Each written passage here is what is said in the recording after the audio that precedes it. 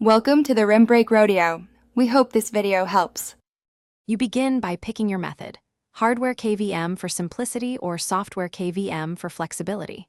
Plug the USB console cable into the KVM, then connect the two computers' USB outputs. If using software, install the app on both machines and allow network access. Assign one as server and the other as client.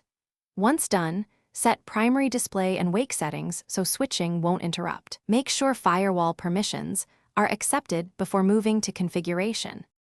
Now you configure the switching behavior. For a hardware KVM, assign each PC to its port, choose the hotkey sequence or front button action, and confirm LED indicators show active selection.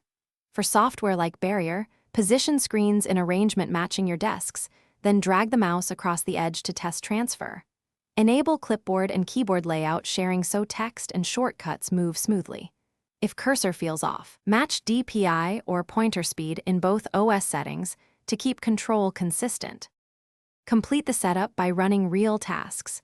Copy a file, paste text, and open an app after switching to confirm everything follows the input.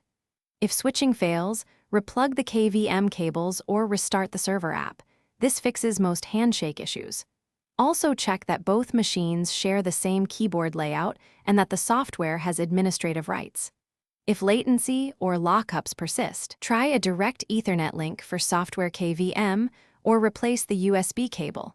One simple swap often solves the. Thanks for watching. Consider subscribing if we helped you.